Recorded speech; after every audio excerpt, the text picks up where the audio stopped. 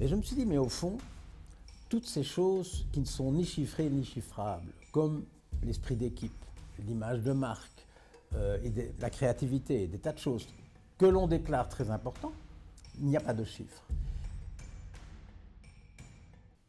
Et nous voici de retour pour une seconde saison de La Voix du Yéti, avec aujourd'hui Luc de Brabander. Bonjour. Bonjour. Avec évidemment mon acolyte Thierry Croix. Bonjour et puis bonne année ou joyeuse Pâques, ça dépend quand vous regardez. Exactement. Nous sommes dans l'intemporalité du web.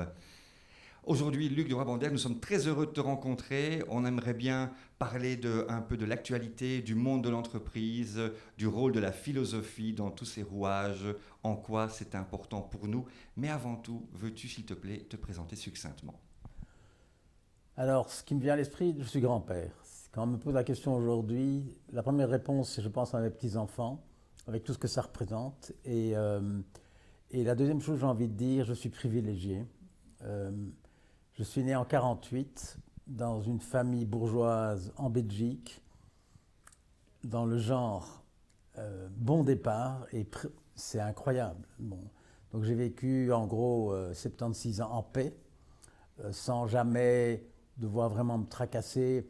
Le chômage, quand j'ai cherché du boulot, n'existait pas. Voilà, donc j'ai envie de dire un grand-père privilégié. Tout le restant, bon, c'est du passé. Et pour qu'on comprenne un peu aussi ton fil conducteur, tu peux nous expliquer un peu ton parcours et surtout le pourquoi ce parcours, ce trigger. Disons, je peux l'expliquer a posteriori, mais au moment où je l'ai décidé, je ne savais pas. Si à 18 ans on m'avait dit que je serais un jour philosophe, j'aurais parié tout que c'était pas vrai, quoi. Donc, en fait, bon, quels sont les moments forts? Mai 68, je crois. Mai 68, j'avais 20 ans. Et à Louvain, où j'étais en ingénieur, il ne se passait pas grand-chose, mais il y avait du bruit qui venait de Paris. C'est quoi ces trucs?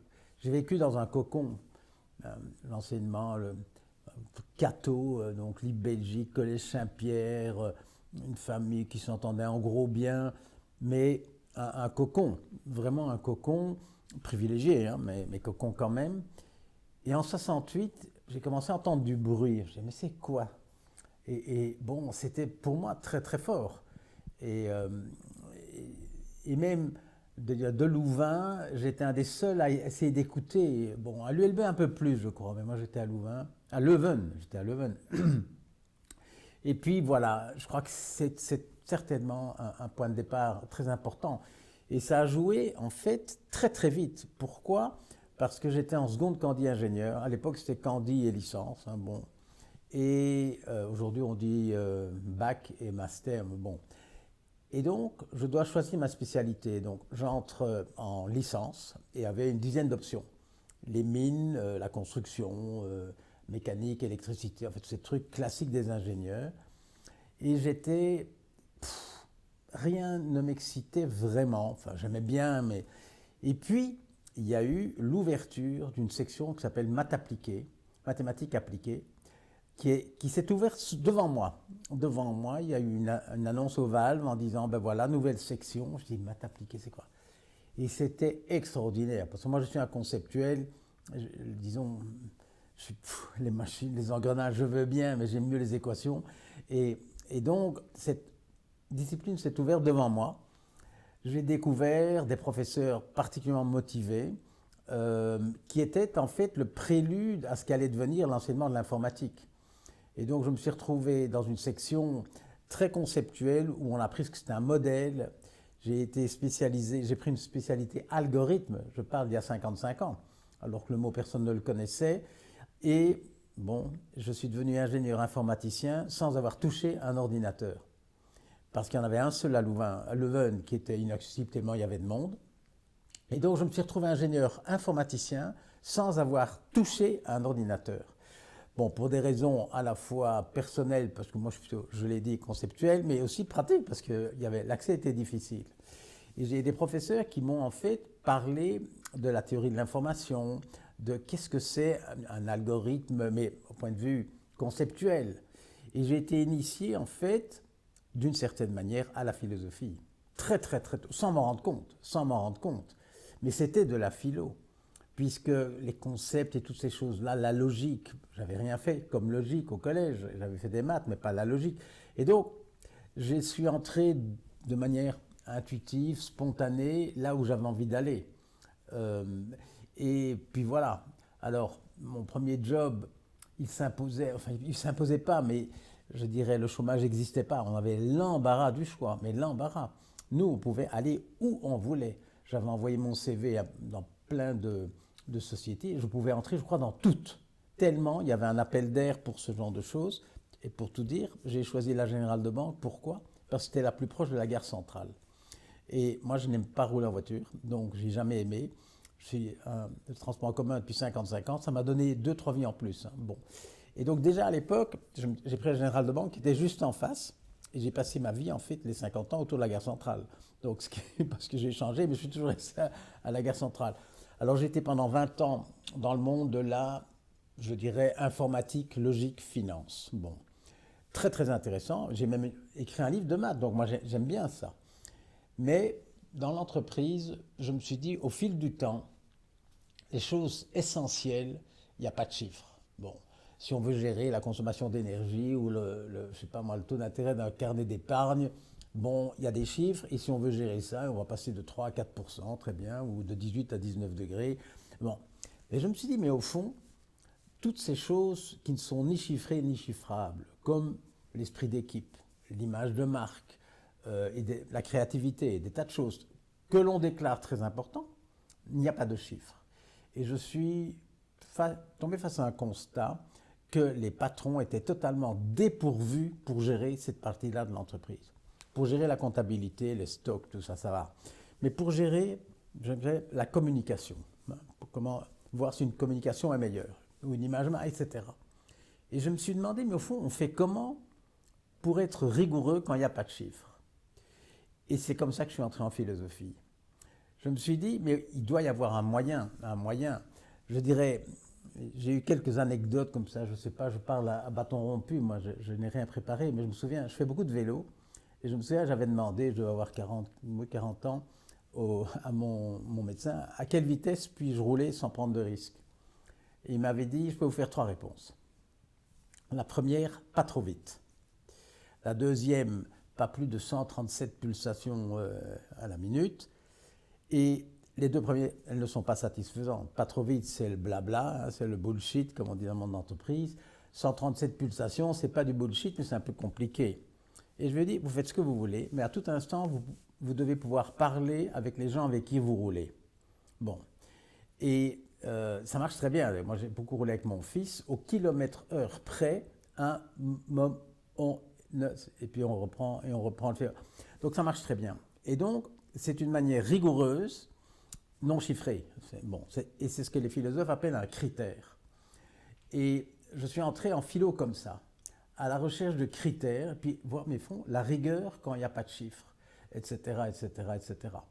Alors j'ai eu une vie, je l'ai dit, extrêmement privilégiée. Je suis d'abord pendant une vingtaine d'années, j'avais un métier qui tournait autour de la créativité, des brainstorming, et la philo m'a permis de comprendre ce que je faisais.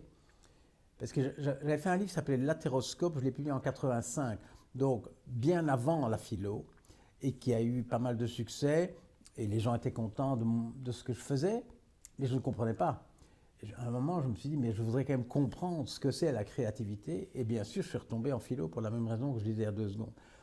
Alors j'ai eu une vingtaine d'années essentiellement autour de la pensée créative, et puis la philo aidant, donc ça m'a pris 9 ans, parce que j'avais des enfants à nourrir, donc je ne devais pas aller trop vite, mais j'ai quand même voulu aller au cours et je ne pouvais pas faire, c'est pas possible, plus d'un examen par trimestre, tellement c'était dur. Alors j'ai été voir le doyen, on s'était mis d'accord, et un examen par trimestre, c'était dur. Donc on n'a jamais rien fait, moral, métaphysique, on ne sait même rien de rien. Et donc au fil des années, c'est devenu un petit peu plus aisé, pas encore facile, mais les 5 premières années, j'ai été à tous les cours, sinon je n'aurais pas réussi. Après, j'allais voir le prof, je dis, bon, quand on avait philo du droit, philo du langage, philo de l'histoire, Bon, à un moment donné, une espèce de mécanique, et bon, alors je disais, j'étais moins au cours à la fin, mais ce fut un gros effort. Et donc, pendant que j'étais consultant en créativité, j'ai fait 9 ans de philo et j'ai eu le diplôme. J'ai eu le diplôme, ce qui a été, je dirais, c'était dur, mais ça a été extrêmement utile parce qu'avec mes 2 diplômes, j'ai pu devenir professeur à Louvain, à l'école de commerce. Hein, donc, moi, je suis un homme d'entreprise. Depuis toujours, mon métier, c'est l'entreprise. Je crois à l'entreprise comme moteur potentiel pour que les choses aillent mieux. Alors voilà. Et donc, je voulais enseigner à l'école de commerce, à LSM Management, pour justement avoir en face de moi ceux qui allaient diriger les entreprises. Et donc, normalement, on ne peut pas être prof si on n'a pas un doctorat. Mais comme j'avais 2 diplômes très différents, ils ont dit OK, j'ai eu mon cours. Et ça a été vraiment... Et donc, ma 3e vie, d'abord la pensée logique, puis la pensée créative. La 3e vie, c'est la pensée critique. Je suis devenu prof de philo, là où je voulais aller, qui est à l'école de commerce, donc et puis dans différentes universités. Alors ça, j'étais associé au BCG, donc, qui est un peu connu dans ce monde-là, et ça se mettait bien ensemble. Alors voilà, je suis aujourd'hui un peu dans l'élan de tout ce que j'ai fait, mais comme dit Kierkegaard, on comprend très bien la logique de sa vie quand on regarde en marche arrière. Et je vois très bien, quand je regarde derrière moi, je vois, il y a une logique, mais c'est une logique qu'il n'était pas possible de prévoir. On la comprend qu'après. Et donc, Luc, la première question, quel est ton regard aujourd'hui sur le monde de l'entreprise, d'un point de vue global aujourd'hui, chez nous, à l'Occident et en particulier en Belgique? J'ai évidemment le privilège d'avoir un regard sur une grande période de temps. Et puisque je travaille depuis plus de 50 ans, je dirais une des choses qui me frappe le plus. Je suis entré dans une banque, c'était mon premier job. Et donc dans les années 80, la star dans la banque, c'était le directeur des crédits. Je me souviens, c'était un grand type avec des cheveux un peu comme Piccoli. Là. Moi, j'étais jeune informaticien et je me dis, ben voilà, c'est ça la vie, quoi. Il faut devenir du genre, si je ne suis pas un jour directeur de crédit, moi, j'ai raté ma vie. Et puis, qu'est-ce qui s'est passé? Il y a eu les années Reagan-Thatcher à ce moment-là. Et on a commencé à inventer des trucs d'un tout nouveau genre. Et en tant qu'informaticien, on m'a demandé de construire une salle de marché. J'étais chef de projet, une salle de marché. Une salle de marché, c'est un peu une grande salle avec des centaines d'écrans et des gens avec des casques Et en fait, qu'est-ce qu'on a observé? Un mouvement où le directeur des crédits, je dirais, il avait de moins en moins d'importance et la star devenait le trader. Le trader, le gars dans la salle des marchés. Et c'est la réponse que j'ai envie de donner. Parce que j'ai vu devant moi un monde complètement changé. Le monde des crédits, c'est quoi? C'est un monde qui pense long terme. Quand on donne un crédit à une usine, on réfléchit sur 15 ou même plus. C'est un monde où il y a des projets. C'est un monde qui est, je dirais, ancré dans la réalité. Si quelqu'un veut construire une usine, je sais pas, pour faire du sucre, traiter du sucre, on est dedans, on est dedans. Et petit à petit, j'ai vu dans cette banque où j'étais un mouvement et les stars sont devenus les traders. Les traders. C'est le premier film Wall Street qui avait fort marqué les esprits à l'époque avec, comment il s'appelait? DiCaprio. Absolument. Douglas. Michael Douglas le premier et DiCaprio dans le remake, oui, excusez-moi. Absolument. et donc, Reagan, Thatcher, on a commencé à vouloir 15% de return sur les fonds propres. Dans une banque, si vous voulez 15%, il faut prendre des risques énormes. Une banque bien gérée, qui ne prend pas trop de risques, peut, je sais pas, avoir un return de 4-5%, mais pas 15%. Pour faire 15, il faut commencer à risquer. Et je l'ai vu devant moi, les traders devenir des stars. Et un trader, par opposition à l'homme de crédit, il vit dans l'instant. Un trader se lève le matin, il regarde et il va dormir le soir. C'est un peu, je dirais, comme aux échecs. Quelqu'un qui débarque dans une partie d'échecs n'est pas handicapé s'il ne sait pas comment on en est arrivé là. Il voit le truc, il fait boum et puis il part. Et les traders, c'est ça. Tu veux dire que ce ne sont plus des gens qui essaient d'avoir plusieurs coups d'avance? Ils sont plus capables? Il n'y a pas de vision? Mais ce n'est pas dans le métier. Le trader pur fait des deals, il n'y a pas de passé, il n'y a pas de futur. Et Trump, qui se présente comme un deal maker, il incarne ça. Il incarne ça. Ils font des deals. Et les deals, c'est, en français, je ne sais pas comment je devrais dire, un coup. Ouais, mais enfin, un deal, bref. On est dans l'instant. Oui, il cherche les opportunités. On cherche les opportunités, où qu'elles soient. Si le trader, il entend que, je sais pas, dans le monde du caoutchouc, il se passe quelque chose, il va voir, et puis fait un coup dans le caoutchouc. Le lendemain, ça peut être, je sais pas, dans le poivre ou dans l'uranium. Enfin, il n'y a plus le moindre... Il fonctionne, moi je les ai vus, hein, il fonctionne avec des deltas, la technologie partout et tout. Et je trouve que ce changement du crédit long terme vers le trading de l'instant, ça caractérise même la politique. Et si tu le mets en relation avec l'humanité, c'est insensé. Ça veut dire qu'on perd le sens. Qu'importe le sens des opérations, on va avoir une opération positive ou négative. Exactement. Et il n'y a pas de passé, pas de futur. On est dans l'instant. Et je dirais, ce que j'ai vu à la banque, on l'a vu en politique aussi. Donc, quand on lit l'histoire de l'Europe, Schuman, et même en Belgique, il y avait Paul-Henri Spaak, il y avait Henrion, il y avait des gens des hommes, tout parti confondu, qui parlaient de trucs à long terme et tout. Aujourd'hui, tout parti confondu, dans l'instant, des coups, etc. Et donc, c'est un peu déteint partout. Et le trader n'a pas de morale. Puisqu'il n'a pas de projet, il a simplement, il joue en fait, il joue. Et voilà, pour répondre à la question, c'est ce que je ressens le plus profondément aujourd'hui, et ce qui m'inquiète. Mais du coup, ça crée de gros gaps par rapport au monde du salariat, au monde de l'employé, celui qui échange son temps contre du service. Je m'explique, hein, donc, tu as une petite entreprise avec une personne qui trouve une idée et qui a envie de nourrir l'idée. Et puis, cette idée fonctionne bien, et donc elle va trouver des personnes qui vont vouloir investir dans cette idée, soit pour l'idée, soit pour le bénéfice que ça peut en tirer. On va spéculer dessus. Et jusque-là, ça peut encore aller parce que le leader est encore quelque part à la racine. Mm-hmm. Et puis, tu as le moment où ce leader fait son exit. Hein, pour eux, c'est aussi une idée de réussite. Je peux quitter à 40 ans, je fais mon exit, je suis content. Et puis, tu as le gestionnaire qui vient finalement des actionnaires et lui... Son but, et c'est compliqué parce que j'accompagne des gestionnaires qui ont un grand écart entre ce que les actionnaires demandent et l'histoire qu'on doit raconter aux salariés, et que tu sais comme moi que quand c'est pas congruent, c'est pas OK. Comment est-ce qu'on... Parce que j'ai l'impression qu'on est dans une société de composition. Comment est-ce qu'on aide les gens maintenant à composer ensemble dans ce milieu dérégulé ? Ça... Ou insensé, je vais dire. On va garder le côté insensé. Il y a plusieurs questions en même temps. Je suis frappé par les entreprises familiales, au sens large. C'est très intéressant, parce qu'ils ne sont pas dans l'excès. Ils ne sont pas dans le trading. Ils ont des problèmes, justement, comme tu dis ici, hein, mettons qu'il y ait 3 enfants, il y en a un qui se crève à tourner la boîte, et les frères et la sœur qui ont envie de faire autre chose, c'est très respectable. Mais comment on est juste dans une situation pareille, etc.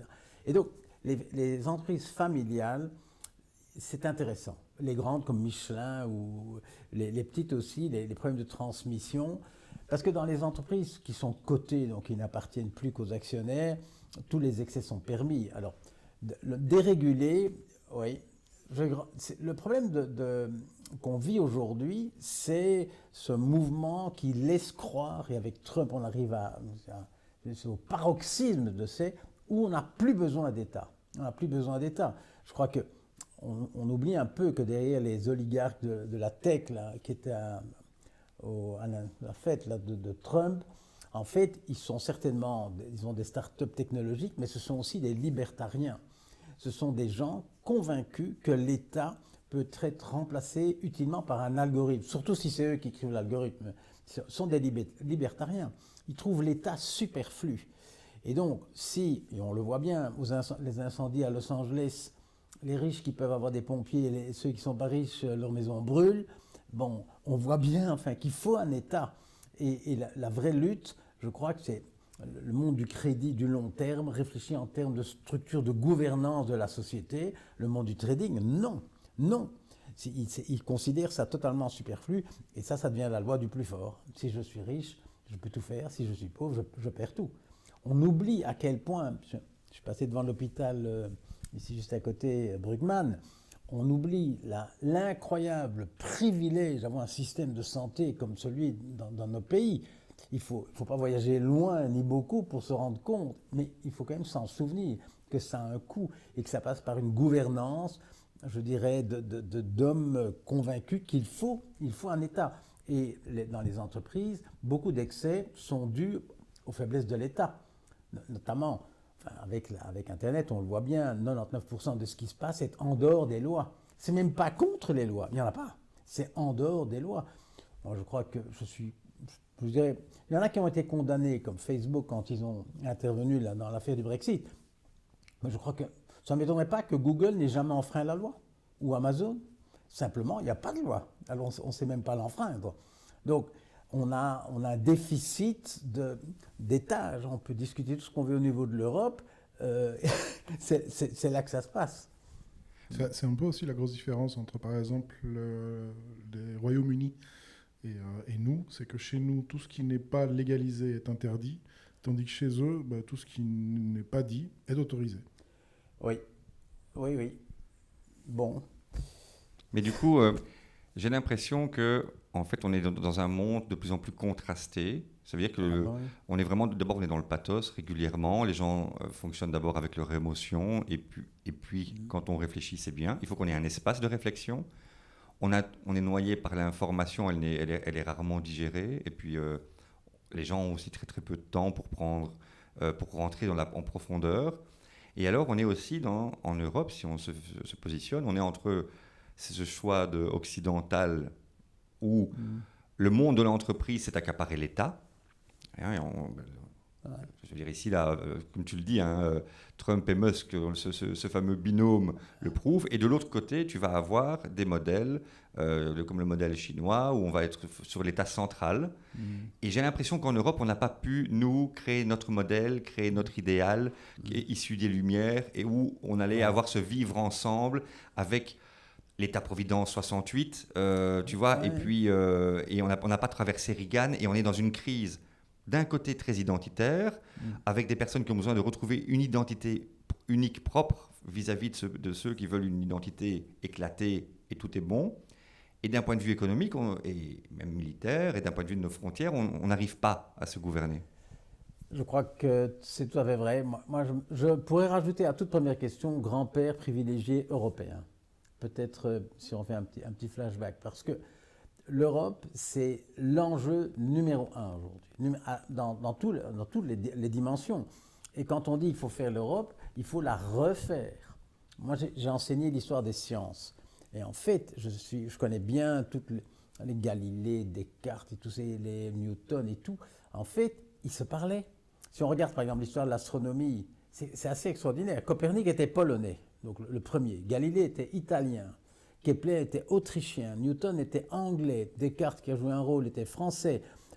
Et dans d'autres disciplines, Mendeleïev était russe. Enfin bon, il y avait une espèce de... Même des pays en guerre, ils échangeaient. Donc la science s'est construite à travers les frontières et tout. Donc on a été fort. Moi, j'ai commencé ma carrière avec des ordinateurs européens. Olivetti, Bull, Burroughs et all gone. Pourquoi ? Parce que mon avis, c'est que l'Europe aujourd'hui est trop une structure et pas assez un projet. Quand j'étais enfant, mon père me disait il faut faire l'Europe pour éviter une troisième guerre. Il faut faire l'Europe un peu comme un projet qu'on construit. Il y avait d'abord le Benelux, puis il y a eu ce qu'on appelait le marché commun avec les 6. La CEE. La CE, etc. Les 6, les 12. Exactement. Avec l'écu et l'espéranto. Absolument. Mais tout ça, c'était des projets. Aujourd'hui, plus personne ne sait répondre à la question quel est le projet de l'Europe. Et ce n'est pas en rajoutant un pays non, en rajouter un pays, c'est augmenter la structure, ce n'est pas... Mais il n'y a pas une Europe, il y a des Europes, finalement. Oui, mais ça, on le voit bien. Enfin, je dirais, moi je suis désespéré. Prenons un exemple de la santé. Qu'il n'y ait pas un commissaire européen à la santé. On l'a bien vu au Covid.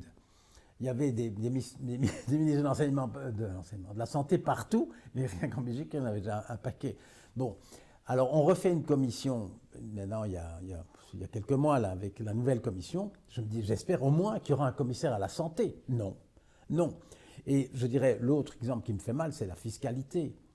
C'est forcément, tant qu'il est possible pour quelqu'un de travailler en France, de payer des impôts en Belgique, d'avoir son domicile en Suisse, etc., et de jouer sur le tableau, tout ça, c'est moche. Il faudrait, il y a des projets qui peuvent être fiscaux, de santé, etc., et je n'ai pas envie de dire lesquels, mais l'Europe aujourd'hui est une structure qui n'a plus de projet.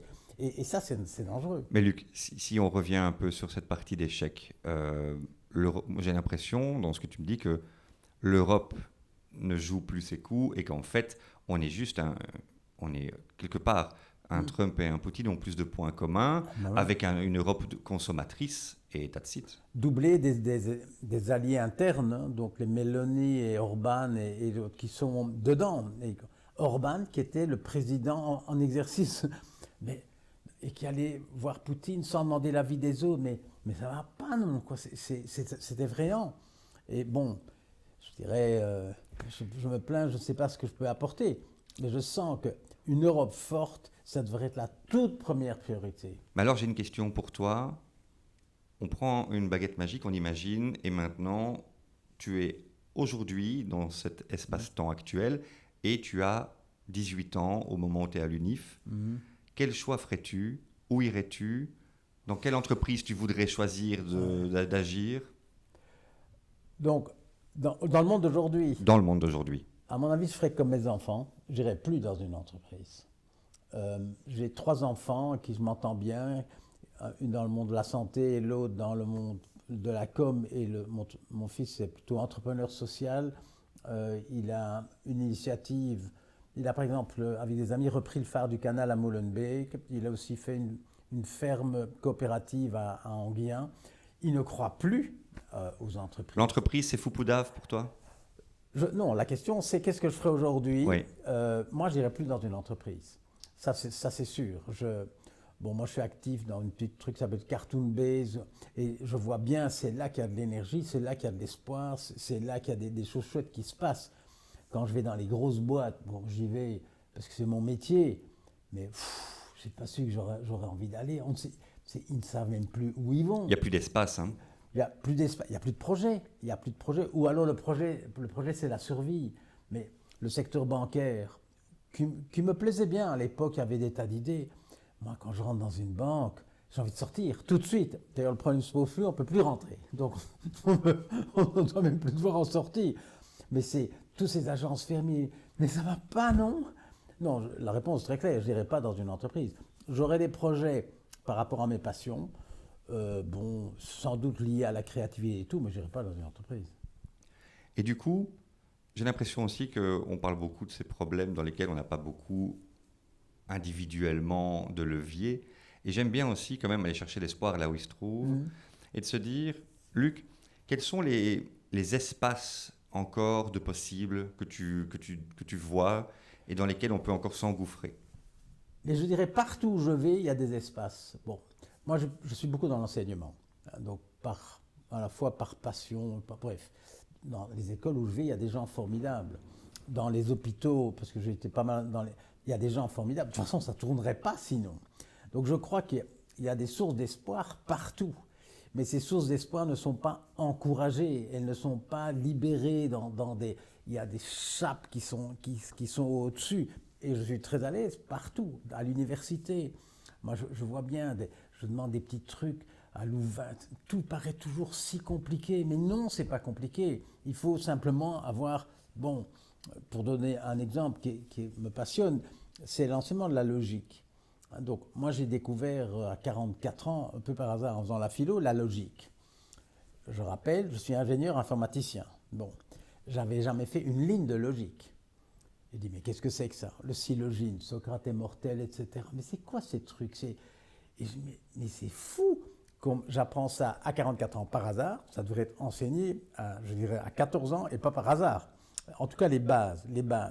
Et donc, je pousse très très fort un projet qui consisterait à apprendre aux enfants à penser.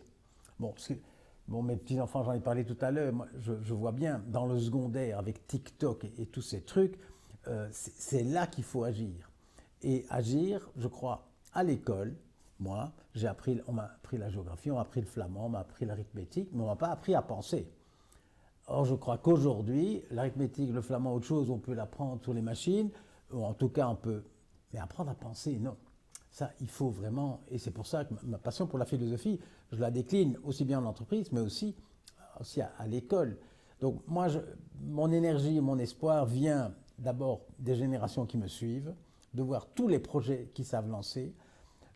Aussi, de tous les environnements où je vais, même les plus difficiles, il y a toujours des gens chouettes. Dans toutes les écoles, il y a des gens chouettes. Il y en a qui sont moins chouettes et plus un peu chouettes. Et donc, il y a en fait de l'énergie, il y a de la bonne énergie partout. Mais elle est en général voisine de la mauvaise énergie, quoi. Et donc, moi, j'ai envie de... Voilà. Donc, on discutait avant que tu arrives pour revenir dans le monde de l'entreprise, parce que oui. c'est aussi... la difficulté qu'on a, c'est qu'on s'était dit, ce pourquoi nous, on a aussi été attirés par le monde de l'entreprise, c'est qu'on se dit, c'est pas... À l'université, c'est super, mais à l'université, on observe, on étudie et on regarde le vivant. Et finalement, qu'est-ce qui transforme le vivant? C'est l'entreprise. Qu'est-ce qui a les moyens? C'est l'entreprise. Oui. Et donc, on s'est dit, allons là où il y a des moyens et essayons, aussi avec toute l'humilité qu'on peut avoir, de créer des champs des possibles. Donc, nous, on essaie encore de s'accrocher là-dessus, bien qu'on prenne du temps aussi dans l'associatif. Et on se dit, il y a vraiment une confusion, mission, vision, et tu disais d'ailleurs... Moi, je pars du principe qu'aujourd'hui, on mélange déjà vision et mission et on s'en mêle les pinceaux. Et pour moi, on s'en mêle les pinceaux parce qu'on oublie un élément qui doit être au départ de ça, qui est la conviction. Parce que c'est la conviction qui ramène les communautés, qui lie les communautés ensemble. Et j'en remarque que beaucoup d'entreprises, d'entrepreneurs aujourd'hui oublient d'arriver à définir leurs propres convictions. Avant même, et pour moi, la conviction, c'est pourquoi on fait les choses. La vision, c'est qu'est-ce qu'on veut voir changer. Et la mission, c'est qu'est-ce qu'on va mettre en place pour mettre ce changement et arriver au goal. D'accord, je suis d'accord. Et je rajouterai, la conviction, c'est l'énergie. Ce qui fait lever le matin, c'est les convictions, plus que la vision et la mission. Moi, j'appelle ça plutôt les valeurs, mais en fait, c'est la même chose. Les valeurs, c'est des choses auxquelles on croit, hein, donc qui font les choses qu'on a envie de transmettre. Et je suis d'accord, je l'ai vu, hein, et gagner de l'argent ou devenir riche n'est pas une conviction ni un projet, rien du tout. Mais je reviens à mes entreprises familiales, il y en a quand même, et j'ai eu l'occasion je travaille dans des environnements très très différents. De nouveau, ce que j'ai dit des hôpitaux et des écoles, dans les entreprises, il y a beaucoup de gens chouettes et qui font bouger les choses dans la bonne direction. Et on voit bien, c'est un peu le rôle du leadership aussi. Oui. Mais du coup, comme on parlait de conviction, moi j'ai une question par rapport à ce qu'on expliquait avant, avec ce côté, j'aime beaucoup la transition entre les projets long terme et qui ont viré vers l'instantané. Quand on voit des puissances comme la Chine aujourd'hui, que moi je regarde en me disant... il est élu à vie, hein, soyons clairs, mais du coup, il a le luxe de pouvoir avoir des convictions parce qu'il peut voir à long terme, et on le voit ici sur comment eux vont gérer l'électrique, où ils parlent déjà de passer sur l'hydrogène, etc. Mais comme ils ne sont pas du tout dans l'instantané, le gars, il est là, quoi qu'il arrive. Est-ce que c'est pas vers ça qu'on doit commencer à tendre et essayer d'amener les choses, se dire on va arrêter de faire du court terme et de mettre en place des gens qui vont avoir le luxe de pouvoir penser sur 15, 20, 30, 50 ans? Pour compléter, Luc, c'est prendre une phrase aussi que j'avais entendue chez des étudiants quand j'animais des cours de théâtre, où l'un m'a dit un jour, mais est-ce que Steve, il vaudrait quand même pas mieux une bonne dictature par rapport à une mauvaise démocratie? Tu vois, ça parle un peu à ça. Alors je dis non, non. Mais justement, dans les convictions, il y a une espèce de conviction première qui est la démocratie. C'est clair qu'une dictature peut être efficace. Il y a des dictateurs qui ont... Bon, Hitler, il a fait des autoroutes, et les gens... Mais non, je dirais, avant ça, et après, je dirais, a priori, non. Non, je crois que... ce qu'on vit maintenant, pour moi, c'est la plus grande marche arrière de ma vie. Donc, j'ai 76, l'histoire que j'ai lue, mais je trouve que ce qu'on vit depuis quelques mois, c'est la plus grande marche arrière de ma vie, par rapport à mes convictions. Aussi bien en termes d'environnement que des droits des femmes, enfin dans toutes les dimensions, la marche arrière. Alors peut-être qu'il faut maintenant essayer de repartir, d'encaisser le coup. Et c'est clair que moi je ne crois pas aux dictatures. Je ne crois pas parce qu'il y a les perdants, ça ne va pas. Mais du coup, Luc, oui.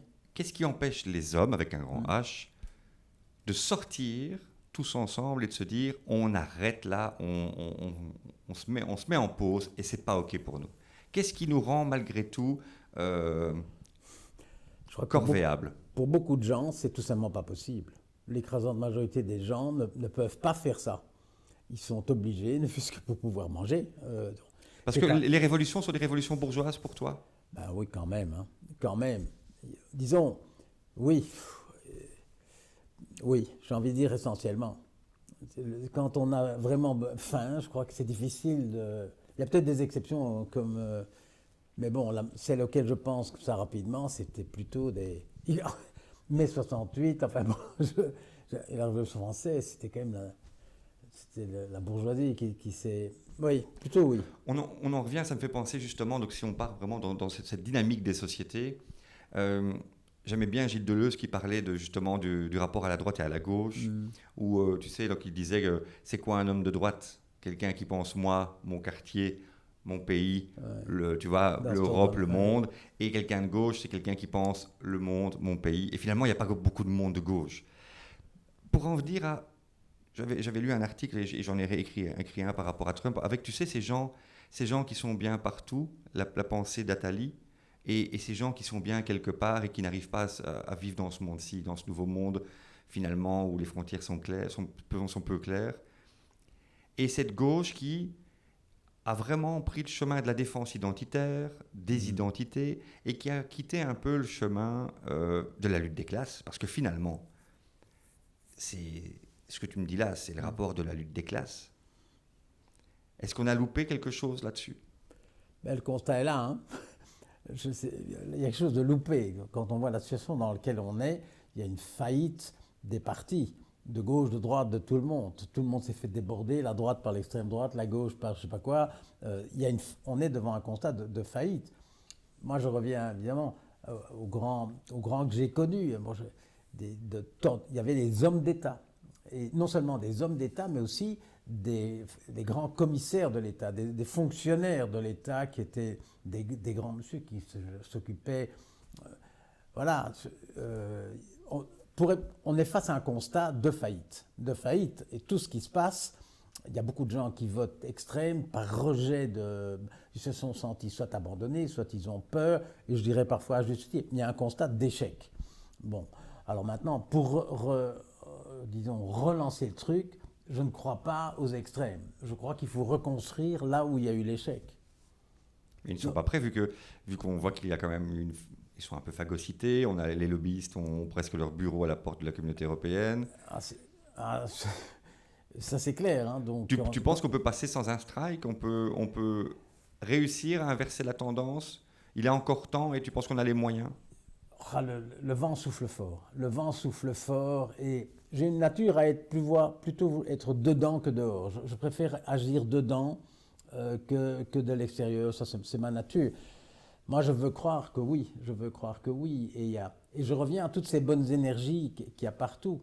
Bon, je vais à Molenbeek, là, où mon fils a ce restaurant. Il y a plein de gens chouettes. Par exemple, à Molenbeek, moi, je trouve qu'il faudrait faire un projet Molenbeek-la-Neuve. Parce qu'on a fait Louvain-la-Neuve, quand moi j'y étais, en fait, il n'y avait rien, des champs, et on a fait un projet Louvain-la-Neuve, et ça a marché parce que c'était un projet.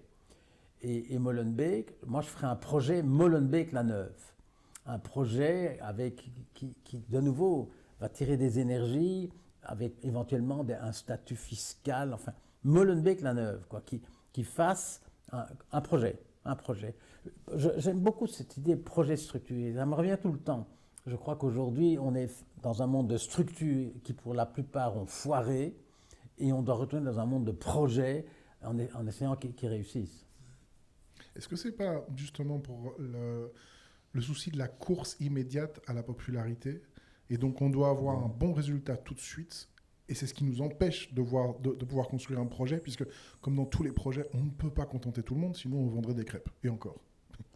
Oui, j'espère qu'il y a une troisième voie, parce que le long terme, grâce aux dictatures, non. Pas spécialement à cause d'une dictature, mais de pouvoir se dire, je ne dois pas avoir quelque chose de positif tout de suite, oui. Mais je peux voir sur une plus longue distance et de se dire qu'on va passer... entreprises familiales, hein, quand je vois le type de Patagonia, là, il y a des exemples le système d'équation, je le sens plutôt là-bas. Donc des entrepreneurs qui ne sont pas obsédés par le return, qui sont libres des actionnaires, donc ils n'ont pas des chiffres, des dividendes à donner. Et donc, je connais un peu Fabien Pincars là, chez Odoo, ça me plaît bien, quoi. ils créent de la richesse. Si on veut partager la richesse, il faut en créer. C'est un peu l'idée des entreprises. Eh bien, des entrepreneurs à la Pincars, moi j'y crois. Et donc ça, c'était aussi le rôle de l'État, c'était de mettre les balises. C'était de dire, voilà, un État, à partir du moment où vous dépassez, ça pourrait être une utopie, vous dépassez un certain profit, eh bien ce profit-là, vous n'en avez pas besoin, on peut se le répartir, ou Ouais. tu sais, mettre les jalons.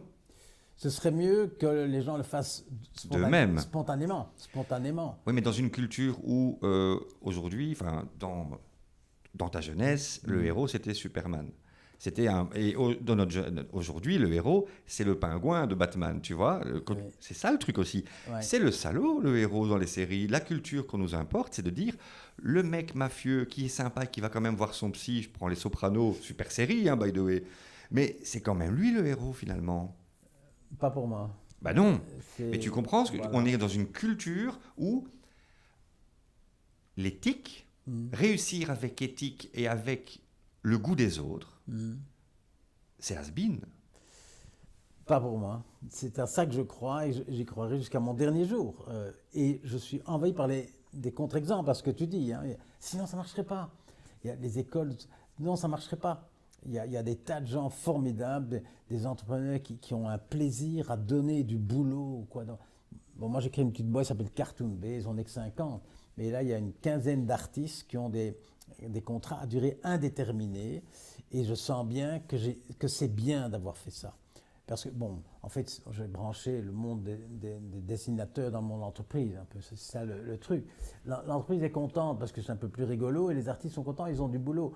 Eh bien, moi, ça me plaît, quoi. C'est ça que... Bon, je ne vais pas parler de moi, mais c'est un exemple. Oui. Et en fait, je pense que pour les salariés, tout salarié voudrait rentrer dans ce genre d'entreprise. Mhm. Si on était dans le contexte où, comme toi, tu pouvais rentrer partout, tu avais décidé de rentrer à la Générale de Banque, parce Ouais. que je pense que la banque à l'époque n'était pas la banque d'aujourd'hui, et parce qu'il était proche de la gare. Ah ben voilà. Je pense que les entreprises finalement agressives auraient plus de difficultés à recruter. Aujourd'hui, l'enseignement a des difficultés à recruter, alors que l'enseignement est essentiel. Oui. Ah, on voit bien, le recrutement devient difficile en partie parce qu'il y a plein de jeunes qui ne veulent plus aller nulle part, ni dans une école, ni dans une entreprise. Ils font leur truc. Et je crois que le rôle de l'État, c'est d'encourager ça. Parce que je suis frappé de voir, moi j'étais salarié 25 ans, je suis indépendant depuis 30 ans, la différence est trop grande, c'est pas normal, quoi. On pénalise trop celui qui prend des risques et on a tendance à...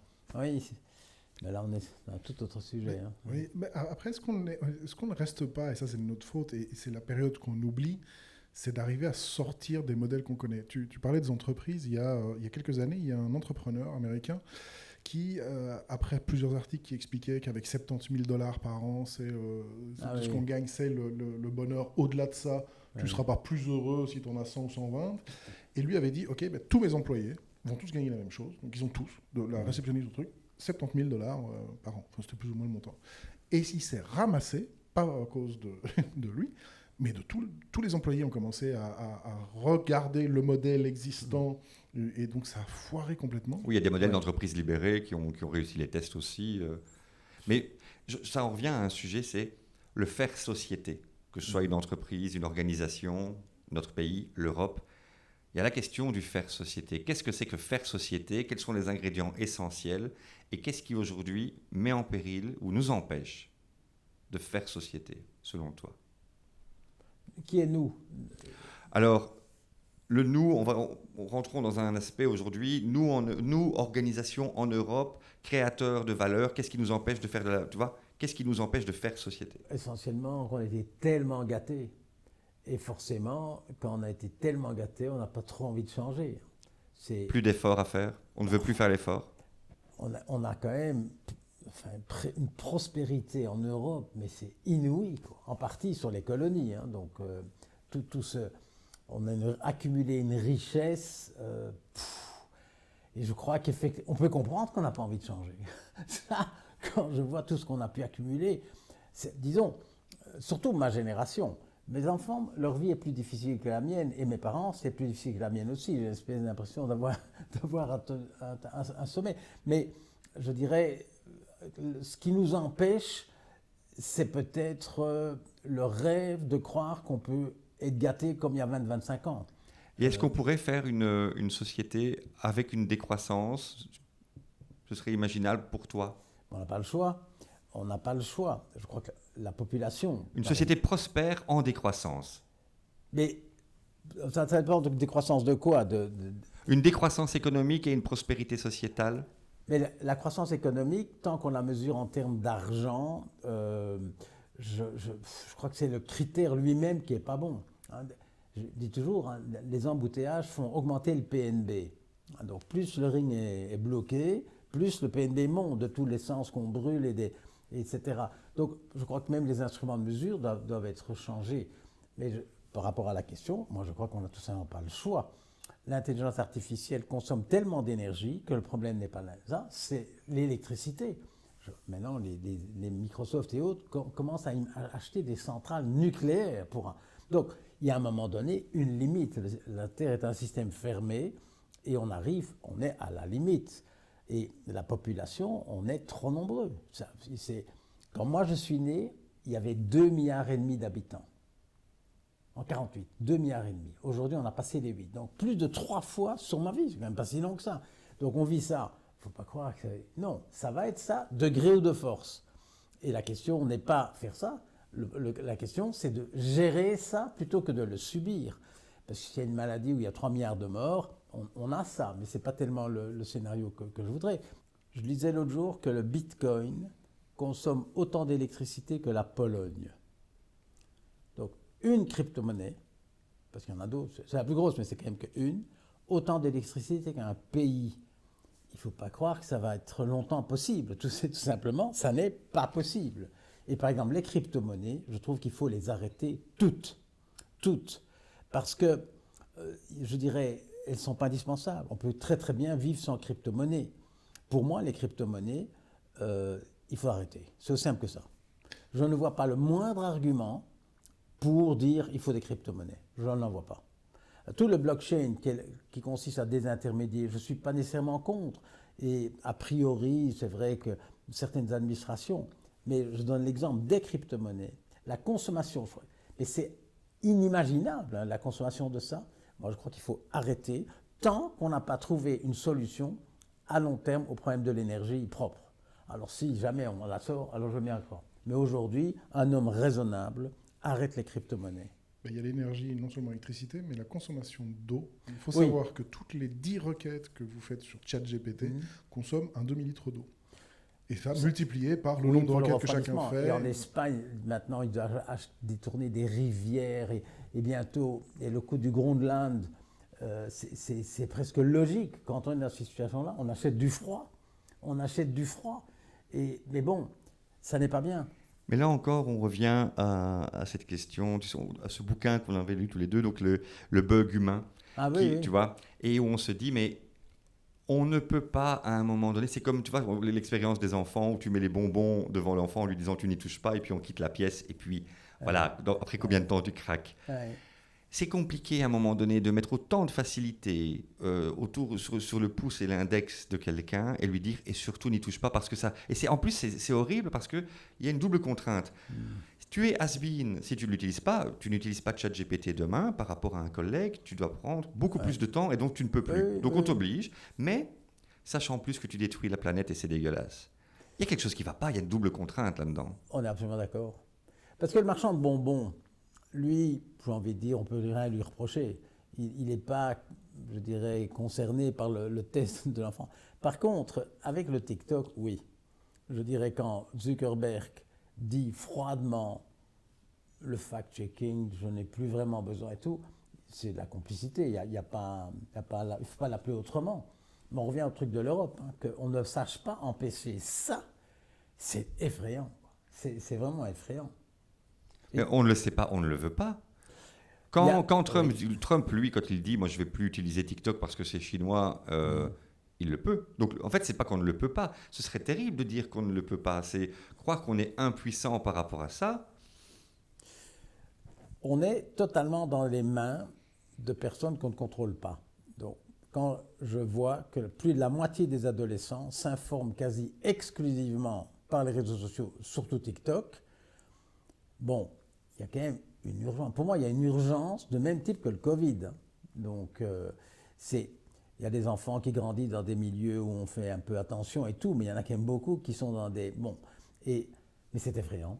C'est effrayant. Et quand je vois, par exemple, un truc qui me fait sourire, mais c'est la Libre Belgique où j'ai écrit un site internet qui ressemble comme deux gouttes d'eau au site internet de la RTB. Je parle de l'information de la RTB. Bon, quand on les voit, bon, c'est l'actualité, les titres, etc. Mais la Libre Belgique appartient à un groupe qui s'appelle la presse écrite et la RTB, un autre groupe qui s'appelle presse audiovisuelle. D'ailleurs, c'est rigolo, presse audio, enfin bref. Et donc, voilà deux entités, la Libre Belgique et la RTB, qui font un truc qui ressemble très fort, ça s'appelle un site internet, mais qui répondent à des règlements complètement différents. Il y en a un qui subsidie et l'autre pas et tout. Et donc il y a une espèce de bagarre là. Mais cette bagarre est dérisoire parce que c'est à l'étage du dessus. Parce que dans pas longtemps, plus personne n'ira ni la Libre Belgique ni contre la RTB. Disons, j'exagère. Mais la vraie enjeu, c'est mais comment ils s'informent les ados aujourd'hui? Mais c'est déjà le cas. Enfin, si tu prends la nouvelle génération, tu penses vraiment qu'elles vont sur Ovio ou lire la livre? Et donc, on parle beaucoup d'une actualité qui est tous les jours un peu moins importante. Alors quand bien même il y a un juge très malin qui dit on va faire un nouveau deal, RTB, tout ça devient... Bon, c'est obsolète. C'est obsolète. La question, c'est TikTok et assimilé. J'ai eu une démonstration il n'y a pas longtemps, un truc qui s'appelle MyAI. Donc, je ne sais plus qui est... Tu vois qui c'est? Oui. Qui est donc un chat GPT pour ados. Enfin, qui est vraiment... Et je crois qu'il appartient... Je ne sais même pas à qui il appartient, peu importe. Et apparemment, il y a plus d'ados maintenant. Les ados passent plus de temps avec ce MyAI qu'avec les amis. Donc, et le soir, dans leur lit, il dit, voilà, j'ai eu une mauvaise journée. Ah, qu'est-ce qui s'est passé? Ben, il y a un tel qui m'a dit que j'étais pas gentil. Ah, pourquoi, etc. Et donc, ils interagissent avec quelque chose qui est totalement virtuel.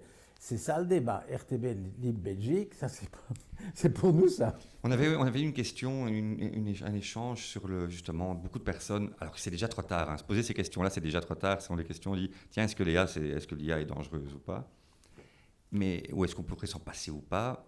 Je me suis dit, mais en fait, c'est pas l'IA qui est dangereuse, c'est l'anthropomorphisme. Oui. En fait, on est des grosses poules. Tu nous mets un œuf, on le couve. Et donc, tu mets une IA qui va dans ton sens et qui t'aime, ou qui te donne tous les aspects de l'amour et de l'attention. L'attention plus que de l'amour, je pense. Ouais. Et tu finis par l'aimer. Oui, absolument.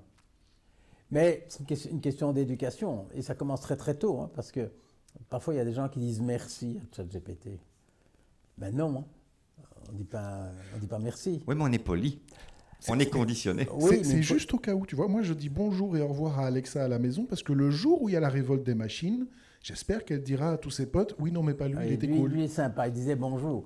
Ouais, mais là, on en rit, mais... C'est de l'anthropomorphisme. L'anthropomorphisme. Hein. Il y a Louis de Disbach qui a fait un livre sur ça, il s'appelle Bonjour ChatGPT, et il pose très très bien la question. Justement, non, la réponse, non, un outil est un outil. Ça peut être, je dirais... personne ne dit merci à des lunettes parce qu'on voit mieux, quoi. Or, je vois mieux grâce à mes lunettes, mais je ne dis pas merci. Donc, c'est un peu la même chose. La raison même d'un outil, c'est d'être plus fort. Personne ne va faire des lunettes pour voir moins bien. Donc, alors ne nous étonnons pas que la machine est plus forte, c'est pour ça qu'elle est faite. Oui, mais tu sais, il y a aussi cet adage, tu sais, ce que nous possédons nous possède. Est-ce qu'on n'est pas un peu là-dedans? On rentre dans ce monde, cette matérialité. Et il ne faut pas rentrer uniquement dans l'IA, hein, cette matérialité qui nous empêche de trouver notre liberté, de se la réapproprier. Je dirais, on peut, tu le dis toi-même, il y a une accumulation de choses. Moi, je suis obsédé par le déficit. Ce qui manque, c'est penser, c'est réfléchir. L'espace vide. C'est réfléchir. Je crois que le vrai... Moi, je veux bien TikTok et tout, si en même temps, il y a une démarche où on pense. Mais qui est là derrière? La pensée critique. La pensée critique, c'est, je dirais, qu'est-ce que c'est être critique? C'est accorder sa confiance avec discernement. Parce qu'en fait, il y a deux positions extrêmes. Il y en a une qui est « je crois rien hein, », bon, ou l'autre « je crois tout ». Ni l'une ni l'autre n'a beaucoup de sens. Donc, nous sommes condamnés à croire un peu. Bon, mais comment on fait? Eh bien, ça, c'est la pensée critique. Et en fait, il faut accorder sa confiance avec discernement en se méfiant de 4 choses. D'où vient l'information? Bon, D'où vient-on? Quelle est la solidité de l'argumentation? Quel est le canal par lequel ça m'est arrivé? Et surtout, se méfier de soi-même. De soi-même, de ses propres biais, de ses propres faiblesses, fragilités. Par exemple, nous avons tous tendance à croire plus facilement quelque chose que l'on espère. Si le jeudi on dit dimanche il fera beau, tu le croiras mieux, plus facilement que si on te dit dimanche il pleuvra. C'est le Titanic, tu as toujours l'espoir. Voilà, et on croit toujours plus et on attache plus d'importance aux choses qui confortent, etc., etc. Et donc dans la pensée critique, il y a aussi une méfiance par rapport à soi-même. Si je crois ce truc vrai... Le billet de Halo, tous les billets. Tous les billets. Et peut-être que si je crois ça, c'est parce que je souhaite que ça se passe et que c'est moi le problème, etc., etc. Et donc, la pensée critique, ça forme un tout, c'est prendre le volant de sa propre réflexion. Et avec toutes les... Enfin, il y a tellement de choses. Il y a la partie plutôt biais qui est personnelle et un peu incontrôlée, puis il y a aussi la partie argument fallacieux, qui sont les pièges, qui sont alors là délibérément tendus. Et un des pièges que j'observe le plus en plus, parce que j'ai fort étudié ça, c'est quand ce qu'on appelle le syllogisme tronqué, c'est-à-dire on ne met pas sur la table la partie la plus importante. Moi, quand je dis, je vais juste donner un exemple, quand je dis à quelqu'un il faudrait faire la philo à l'école, on répond très souvent non, parce que sinon on n'aurait pas le temps de faire le reste. Bien, mais où est la proposition qui me dit que le reste est plus important que la philo? Mais la pensée critique, est-ce qu'elle ne nécessite pas également la mise en relation? Est-ce que... Ah oui. Parce que j'ai le sentiment que... Je te prends un exemple concret, un symbole, c'est... dans nos villes, on a encore souvent des kiosques. Tu sais, ces kiosques à musique. Et le kiosque, pour moi, est marquant parce que le kiosque, c'était l'endroit, quand tu te promenais dans une ville silencieuse, tu étais attiré par un son. Et voilà, et tu étais attiré par le son parce qu'il était rare. Aujourd'hui, quand je vois les kiosques, ils sont vides, mais tu pourrais jouer sur un kiosque, tu n'attirerais plus personne parce que la ville est en bruit. J'ai l'impression que nous-mêmes sommes constamment dans le bruit et que pour avoir cet esprit critique, il faut avoir un espace de silence et de rencontre. La maison du peuple, où prend tous les... Enfin, la maison du peuple pour certains, l'église pour d'autres, ces moments où on se déconnectait, où en fait on se reconnectait à l'humain et à la proximité, qui nous permettaient de créer du lien et en même temps, en plus de ça, de se rassembler et de faire front commun. Parce que même avec ton esprit critique seul, tout seul dans ta chambre, c'est démoralisateur. Hein. Je crois que l'esprit critique seul, c'est un peu une contradiction. L'esprit critique, par définition, c'est face à un livre ou à quelqu'un. Donc, c'est dans l'interaction. Mais je suis bien d'accord. Et le fait d'enfin interdire les téléphones en classe, ça va dans ce sens-là. Donc, on va peut-être plus parler aux collègues, aux condisciples, c'est ça, et aux profs, comment on a pu laisser entrer les téléphones dans les écoles, quoi. La Suède qui fait marche arrière et qui supprime les tablettes à l'école et les cours pour revenir sur papier et crayon. Parce qu'ils se sont rendus compte que justement, il fallait que les élèves reconnectent entre eux. Mais justement, on dit toujours, on va à l'école pour apprendre à lire et à écrire. Eh bien, je crois que ça, c'est les deux choses qu'il faut redécouvrir. Apprendre à lire et apprendre à écrire. Finalement, écrire. ChatGPT n'écrit pas. ChatGPT calcule. Sur base de statistiques, il produit à la chaîne des phrases qui ont du sens, enfin, qui ont l'air d'avoir du sens. Parce qu'il y a une certaine logique probabiliste qui le donne. Mais écrire, c'est s'engager. Écrire, c'est prendre position. Écrire, c'est... Bon. Et en fait, ChatGPT n'écrit pas. Mais c'est là que, tu vois, moi j'ai vécu une jeunesse où tu étais le gamin, on n'avait pas de relation d'amitié avec nos parents. Si on allait au restaurant, on était les emmerdeurs parce qu'on bougeait et ils disaient « va jouer dehors ». Aujourd'hui, j'ai l'impression que l'espace public n'est plus du tout occupé par les enfants.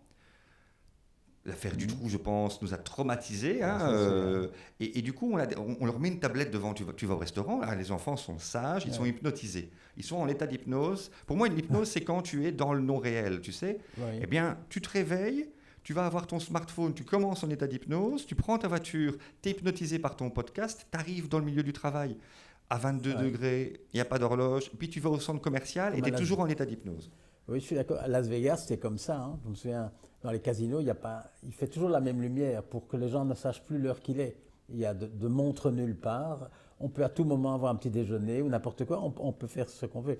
Mais par rapport aux écrans, les parents sont quand même aujourd'hui un peu responsables aussi. Et en fait, et c'est très paradoxal. Moi, toujours, quelqu'un me dit qu'il ne veut plus laisser aller ses enfants prendre le métro après 20 heures. Je dis, moi, je veux bien parce que c'est dangereux. Mais entre-temps, ils ont leur tablette dans leur chambre. Et je crois que c'est autrement plus dangereux une tablette que le métro. Mais Luc, j'ai fait l'expérience avec un de mes gamins qui est maintenant un plus grand. Je lui avais dit, on est mercredi après-midi, tu quittes la télé, tu quittes tes écrans, tu dégages, tu prends ton vélo, tu vas dehors. Il revient 1 heure après en disant, mais ils ne peuvent pas sortir les autres. Voilà, c'est... Ouais. Donc c'est terrible parce que, souviens-toi, on avait des panneaux dans les rues, attention, les enfants jouent. Oui. On les a retirés. C'est un peu comme les téléphones publics. Ça n'existe plus. Donc le rapport à l'espace public, Luc, j'aimerais bien qu'on aborde cet espace-là aussi, l'espace de liberté. J'ai eu un espoir avec les Gilets jaunes, qui avaient leur travers aussi, mais à un moment donné, des personnes s'étaient arrêtées pour occuper l'espace public. Qu'est-ce que tu penses de cet espace public ? Le forum, oui. L'Agora. L'Agora, c'est un peu la même chose. C'est effectivement, c'est une longue histoire, parce que la télévision a enlevé les gens des cinémas, mais je crois qu'il y a quand même des nouveaux espaces publics. Quand on voit la place Flagey, etc., il y a quand même, où le piétonnier sur lequel tout le monde s'est plein. Moi, je vais souvent, puisque je n'ai pas de voiture, je vais en métro, mais il y a plein de vies, là, il se passe plein de trucs. Enfin, moi, je reste fondamentalement optimiste. Peut-être que c'est une forme de lâcheté, on me dit, parce que sinon, je serais... C'est ce que tu veux voir. Oui, exactement. Je veux voir le bon là où il est. J'aurais du mal à me dire que tout est foutu. Je ne veux pas le croire. Et je serais même gêné, avec tout ce que j'ai eu, de le dire. Mais est-ce que c'est pas justement ça, et je pose la question comme ça, le fait qu'on veut absolument qu'il y ait de la vie, que ça bouge, que jamais ça s'arrête. Je vois ça avec ma fille. Quand elle vient chez moi, elle me dit « Papa, je m'ennuie. » Oui, ennuie-toi, qu'est-ce que je te dise ? Et c'est là qu'elle devient la plus créative. Elle est, parce que son iPad, elle ne l'a pas. Est-ce qu'on n'a pas justement cette peur que il se passe rien, il n'y a rien à faire? Ouh là là, il faut qu'on remplisse. La peur de vie, oui, c'est ce que disait Blaise Pascal. Hein, le plus grand malheur du monde, c'est qu'il ne s'est pas resté seul sur une chaise. Donc, ça, dans une pièce vide. Donc, là, c'est il y a 400 ans. Donc, oui. Mais il y a des solutions à tout. Voilà, moi je veux croire, et plus je suis avec la jeunesse, plus je crois qu'il y a une solution à tout. Est-ce qu'il ne faudrait pas leur réapprendre à être seuls sur une chaise avec eux-mêmes? Oui. Mais est-ce que ça s'apprend? Moi, je rebondis là-dessus. Je pense qu'on n'a pas grand-chose à apprendre aux jeunes aujourd'hui. C'est notre échec, je trouve. Ouais. Et j'ai l'impression qu'on doit apprendre à gérer nos propres angoisses par rapport à notre jeunesse. Ils sont moins moi, je crois qu'ils sont moins angoissés que nous. Moi, je vois beaucoup de jeunes qui sont moins angoissés que moi. Mais papa, on va s'en tirer, et tant mieux. Hein. C'est intéressant, c'est parce que vous pensez qu'ils sont moins angoissés, mais en même temps, ils sont tous sur MyAI. Ah, mais pourquoi? Alors, c'est Simon Sinek qui disait aussi, Simon Sinek disait, pourquoi à un moment donné, ton jeune va sur une tablette? Il disait, en fait, tu rentres, tu t'installes dans ton sofa et t'es crevé. Et puis ton gamin, il n'est pas sur une tablette. Il vient te voir, il dit, on fait ça? Attends, laisse-moi rentrer, laisse-moi respirer. Oh, mais on fait ça? Attends, j'ai pas le temps. Écoute, et en fait, ils ne sont pas sur une tablette, on les met sur une tablette. Oui. Et je suis convaincu, c'est vraiment une conviction, et je le teste avec ma fille, dès que j'en ai conscience et je lui dis, on fait ça? Elle me dit oui. J'ai jamais eu ma fille qui me dit, attends, je vais sur ma tablette. Elle va sur sa tablette quand elle est seule pour combler un vide. Par défaut, oui. Ouais. Et donc, apprendre à aimer le vide, fine. Mais il faut que nous, on puisse apprendre. Et puis, alors, du coup, j'ai envie de te dire, pour terminer ce moment-là, avant nos 3 dernières questions, pour les personnes qui nous écoutent, qui sont dans le train, dans la voiture, qui vont vers le chemin du travail, qui cherchent le sens, qu'est-ce que tu aurais envie de dire à ces gens-là?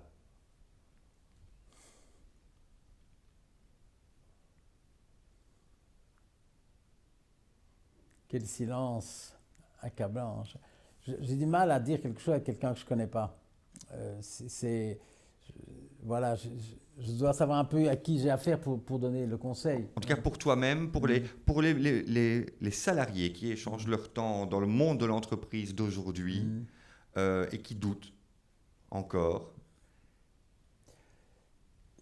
Moi, je pense beaucoup aux passions comme source d'énergie. Et je dirais, parmi tous les privilèges qui ont été les miens, quand j'ai eu 40 ans, j'ai transformé ma passion en métier. Ma passion pour les idées, pour la pensée qui m'habitait, j'en ai fait mon métier. D'ailleurs, aujourd'hui, c'est toujours la même chose. Et je trouve que je dirais, ça dépend de l'âge des gens mais à cette génération-là, je dis, je vous souhaite un jour de pouvoir transformer votre passion en métier. Parce que je crois qu'il faut travailler, et je crois que quand on travaille sa passion, c'est pratiquement le meilleur cocktail. On ne travaille pas. Ben bon, on ne travaille pas, voilà. Bon, il reste toujours le stress. Moi, on me dit, et certains même me reprochent, papa, tu travailles encore, etc. Mais je n'ai pas arrêté de travailler, mais j'ai arrêté de me stresser.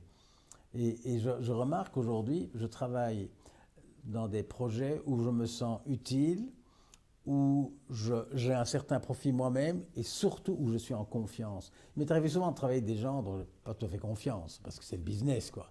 Mais voilà, quand on a les trois, l'utilité, une forme de plaisir et la confiance, le travail n'a jamais tué personne, c'est le stress qui tue. Alors, tu viens d'écrire un dernier bouquin.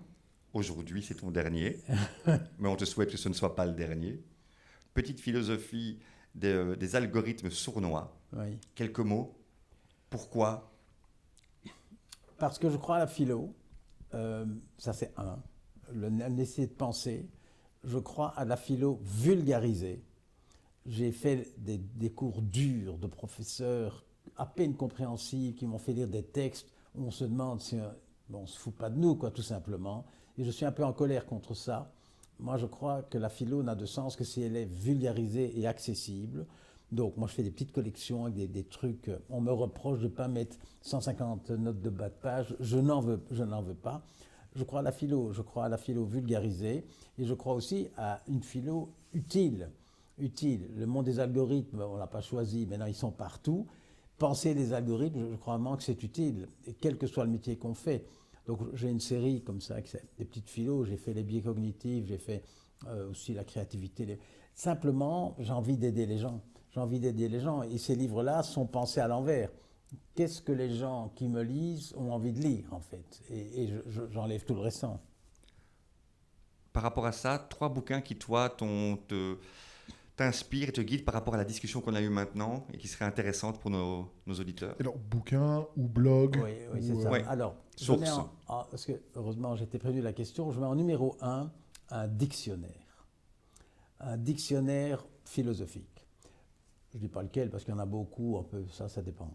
Mais un dictionnaire. Pourquoi? Parce que c'est l'outil numéro 1 des idées claires et distinctes. Le philosophe Alain dit, la philo, c'est l'art de la définition. C'est excessif, mais c'est quand même pas mal vrai. En quoi la créativité n'est pas l'innovation? Qu'est-ce qu'un dictionnaire? Moi, je trouve que le dictionnaire philosophique, et il y en a qui sont très très bien faits, je n'ai pas envie de faire de pub, et même j'hésiterais à choisir, moi j'en ai une dizaine, j'aurais du mal à choisir. Mais un dictionnaire, bon.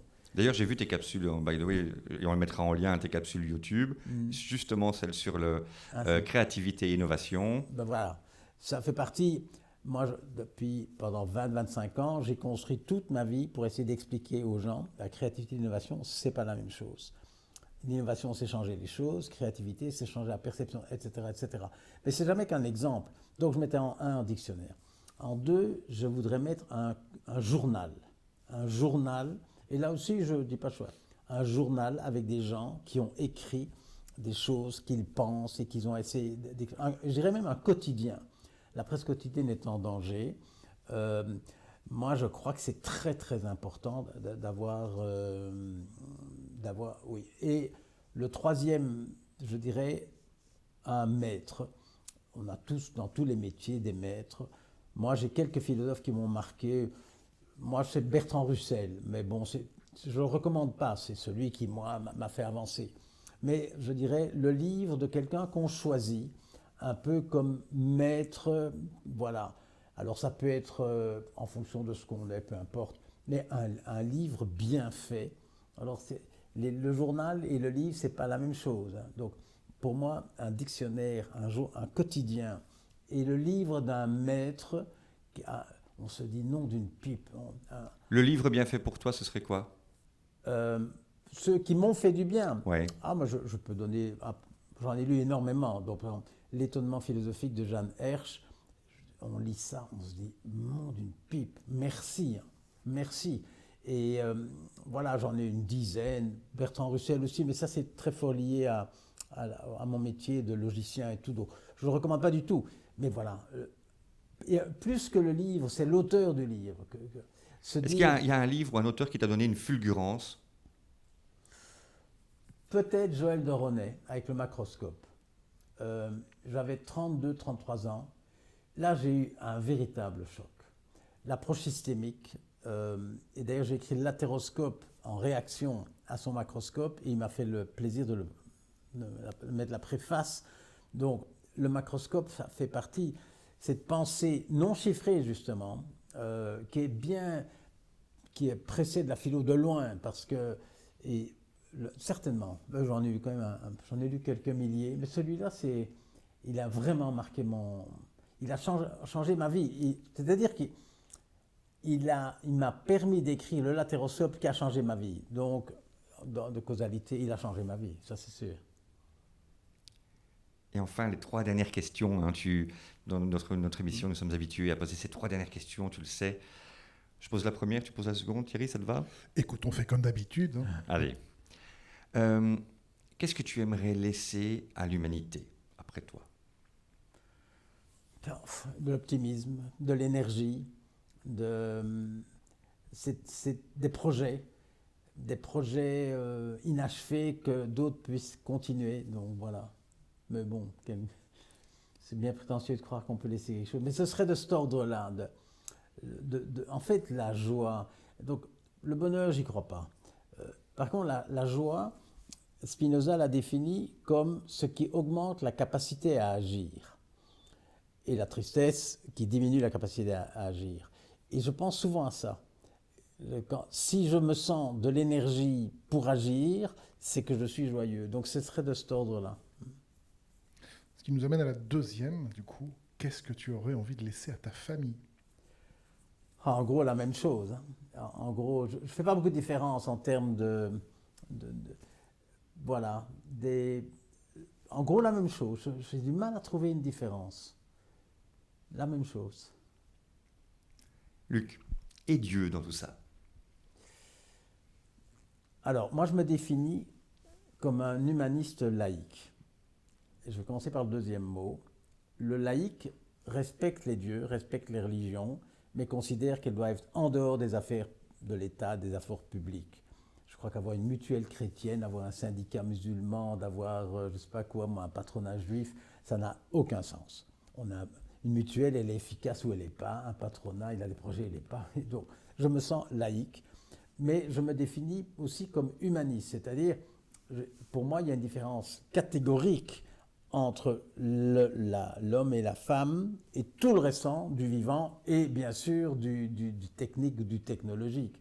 Donc, je m'oppose violemment à toutes ces formes de transhumanisme ou autres qui disent, ben voilà, il y a une histoire avec l'animal, l'humain, le digital. Donc, je trouve qu'il y a là quelque chose. Alors, maintenant, est-ce qu'il y a un Dieu? J'en sais rien. Parce que j'ai commencé comme mathématique. En mathématiques, on peut toujours se poser la question. Hein. Il y a quelque chose de très mystérieux. Quand je pense à Newton, bon, la force qui attache la Terre à la Lune, c'est une équation d'une simplicité incroyable. Donc, c'est M1, M2 divisé par le carré de la distance. Comment c'est possible? Comment c'est possible? Parce qu'il y a une Big Bang, ça va dans tous les sens. Et puis à un moment, il y a la Lune. Une équation d'une simplicité arithmétique, M1 fois M2 divisé par le carré de la distance. Bon. Oui, c'est l'ordo ab chaos. Voilà. D'où ça vient? J'ai du mal à croire que c'est un hasard.